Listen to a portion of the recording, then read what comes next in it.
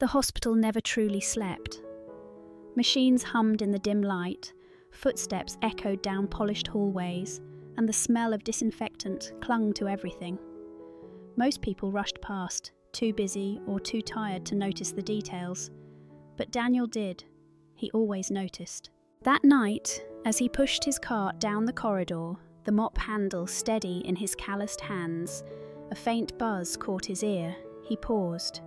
One of the outlets along the wall flickered, just for a second, but long enough for him to see. The nurses nearby didn't look up. The doctors were buried in charts. To them, it was nothing. To Daniel, it was a warning. He scribbled a note in his worn pocket notebook. Outlet by emergency wing, light flicker, 10:47 p.m. He didn't know what would come of it, only that he couldn't ignore it. Daniel had lived this way for years, recording the things others overlooked. He wasn't just a janitor. He was a man who had once studied words and patterns, who had once stood in classrooms instead of empty hallways. But life had pulled him here, into midnight shifts and silence. When his break came, he sat alone in the staff lounge with a paper cup of coffee gone cold. He reached into his pocket and unfolded a flyer from Maya's school, smoothing the creases until the fox she had drawn looked alive again. The spring showcase was tomorrow night, and she had begged him to come. "I'll be there," he had promised, though he knew promises in his world were fragile.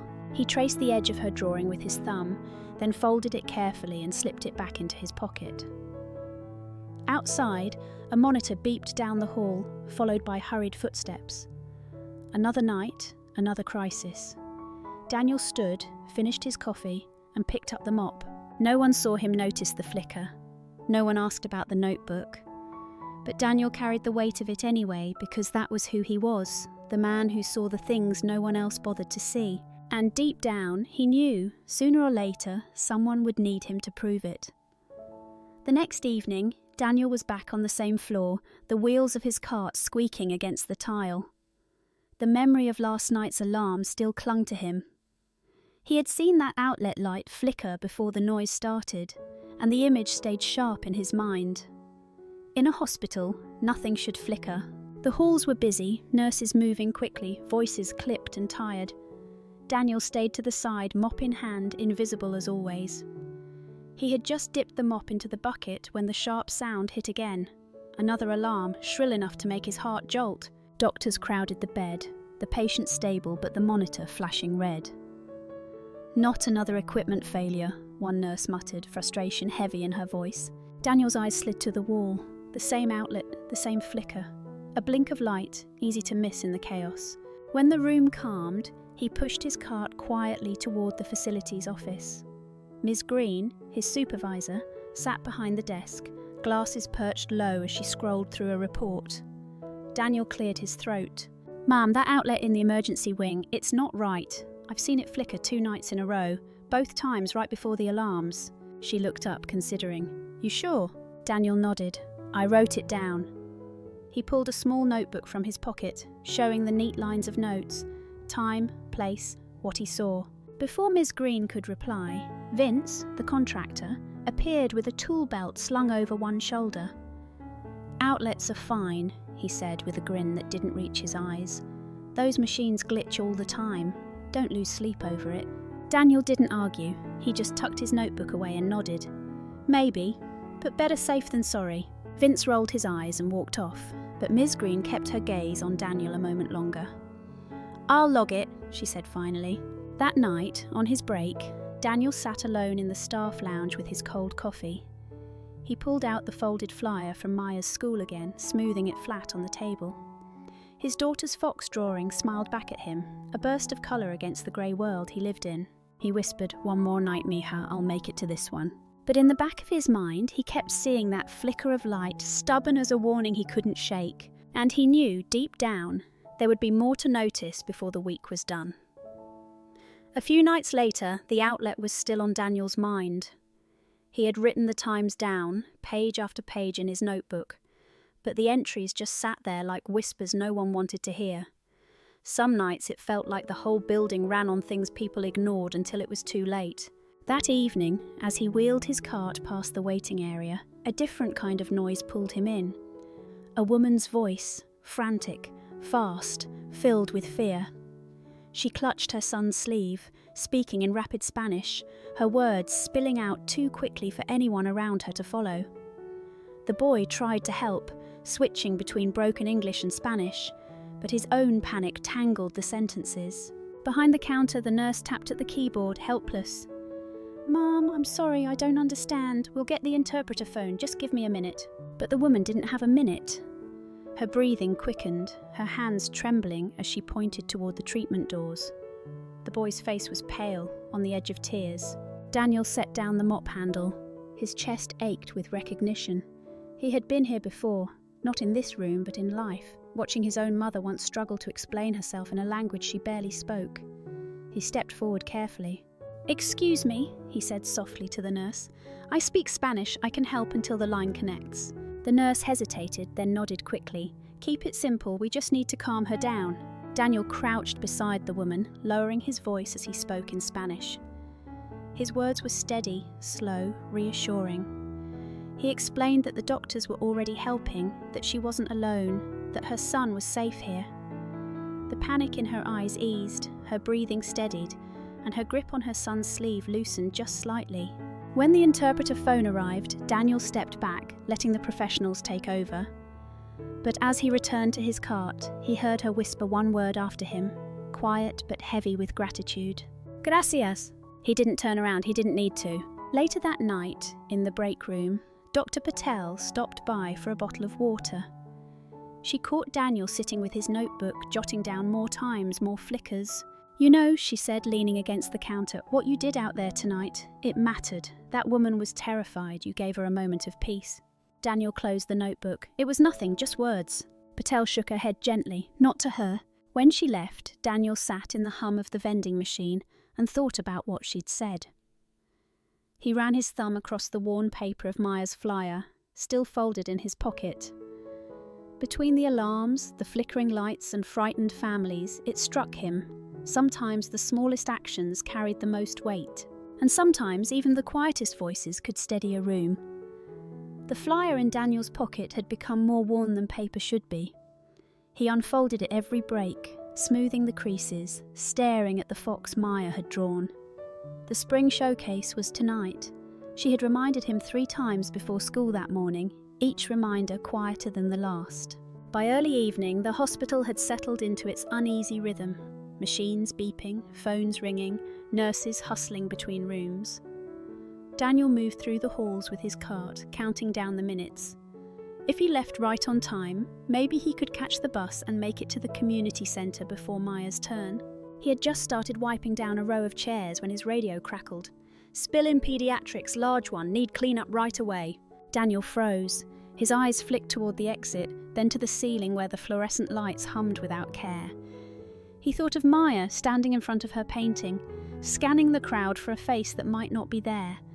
His chest ached. But then he imagined a toddler running through that same hallway, slipping hard on a slick tile floor. His duty wasn't glamorous, but it mattered. With a sigh, he grabbed his cart and pushed it toward paediatrics. The spill was worse than expected, water pooling beneath the bright murals of cartoon animals. It took nearly an hour to clean, his back aching, his knees damp. By the time the floor gleamed again, his chance to see Maya's art had already slipped away. He sat down in the empty break room, sweat cooling on his neck, and pulled out his phone. A new message waited, a photo of her fox painting taped proudly to the wall, surrounded by other students' work. Under it, her words, "It's okay, Dad, I know you tried." Daniel's throat tightened. He traced the lines of the fox on the screen, its tail curling like fire. Alive in a way he couldn't explain. He typed back, "I'm proud of you, more than you know." He leaned against the cold plastic chair, staring at the ceiling, listening to the distant hum of the hospital. This was the life he knew, caught between promises he longed to keep and emergencies that never asked permission. And yet, deep down, he feared the moment would come when Maya stopped believing he was even trying. The morning after the showcase, Daniel finished his shift and made his way to Maya's school. He hadn't slept much. The photo of her fox painting still sat in his phone, and her message, "It's okay, Dad, I know you tried," echoed louder than the hospital's alarms ever had. The halls buzzed with chatter as kids spilled from their classrooms, backpacks thumping against their shoulders. Daniel leaned against the doorway, waiting, when a voice carried above the noise. "That's Maya," a boy sneered, loud enough for a group of kids to laugh. "Her dad just cleans toilets at the hospital." The words hit harder than Daniel expected, sharp and careless. His chest tightened, but before he could move, Maya turned. She didn't cry, she didn't shrink. Her voice was steady, stronger than her size. "My dad works nights, so people don't get hurt," she said. "He sees things no one else pays attention to. How many lives have you saved?" Silence rippled through the group. The boy blinked, his smirk fading. A few kids shuffled awkwardly, suddenly unsure of themselves. Daniel stood frozen, his throat thick. Pride surged inside him, tangled with guilt.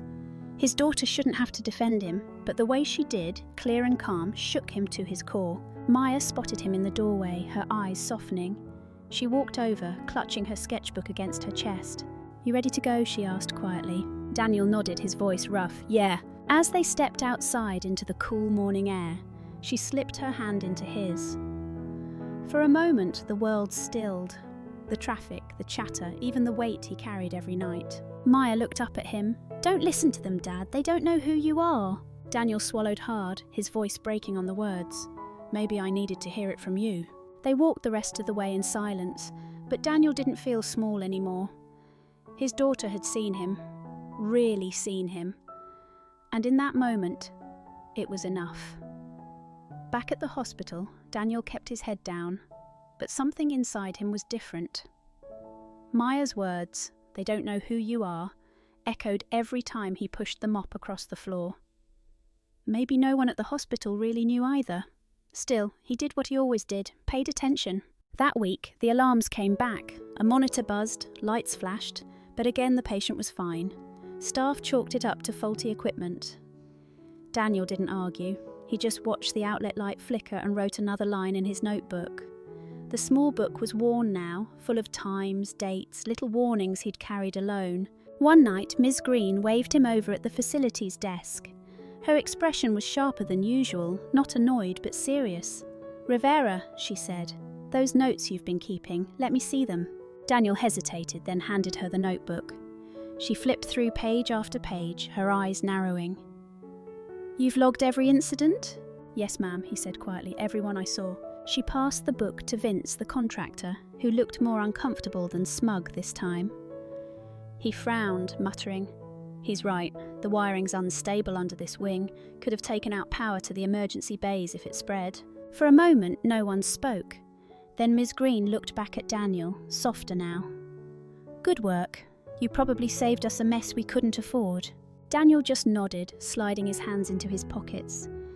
He wasn't used to praise, and he didn't trust it to last. But something about hearing it out loud mattered more than he wanted to admit. Later that night, he sat in the break room with a cup of coffee gone cold. His notebook lay on the table, the pages open to his crooked handwriting.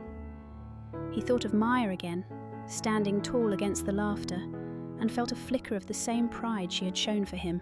As Dr. Patel passed by, she paused at the door. "I heard about your notes," she said.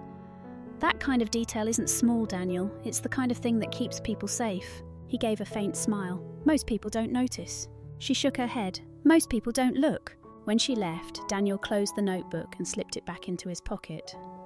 For once, it didn't feel like just a private record. It felt like proof that paying attention, even in silence, had weight. And for the first time in years, he let himself believe it might lead somewhere. The storm hit just past midnight, rolling over the city with a roar. Rain hammered the ambulance bay so hard it sounded like gravel, and the glass doors rattled in their frames. Thunder cracked close enough to shake the floor, and the lights in the lobby blinked before steadying again.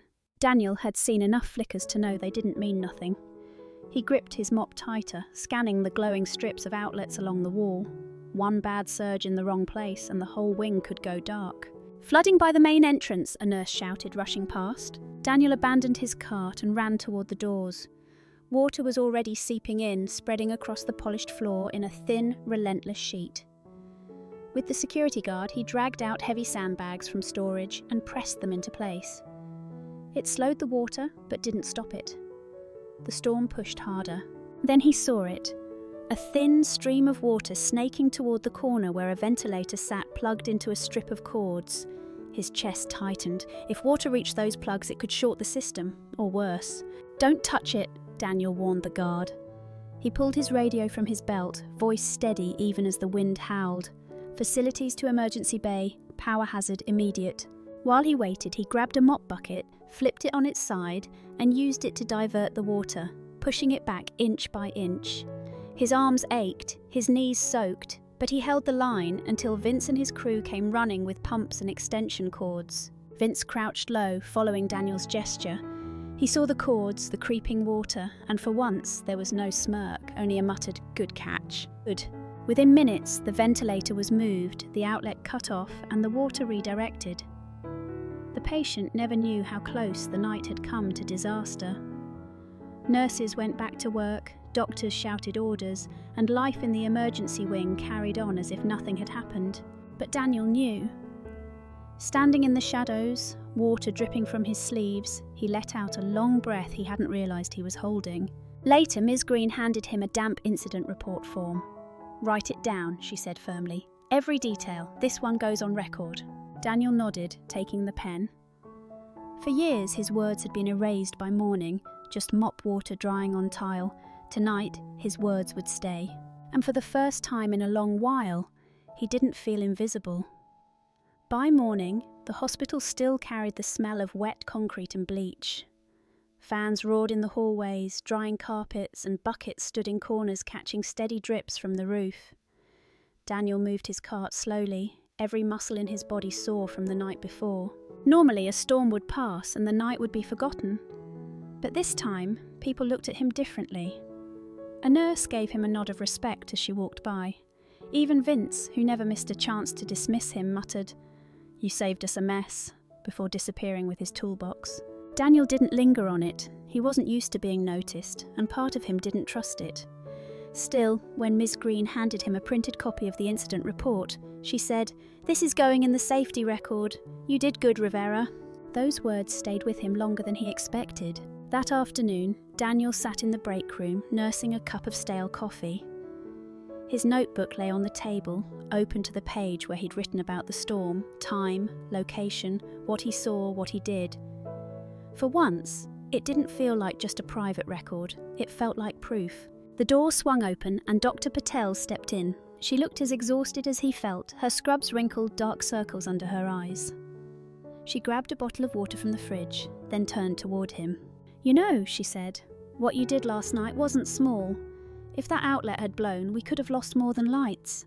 Daniel shrugged, eyes on his notebook. "I just wrote it down. Anyone could have done that." "No," she said gently. "Most people don't see it until it's too late. You did." He didn't reply. He wasn't sure he believed her. Patel hesitated, then continued. "There's an apprenticeship program opening next month. Biomedical techs. Good pay. On-the-job training. They need people who notice the details. You should apply." Daniel let out a low laugh, shaking his head. "I'm a janitor. My resume is buckets and mops." Patel leaned against the counter, watching him carefully. "Maybe, but you've also been keeping half this place running without anyone realising it. Doors like this don't open often. Don't close it on yourself before you've even looked inside." She left him alone with his cold coffee and the hum of the vending machine. Daniel stared at the open notebook, then slid the folded flyer from his pocket and placed it on top.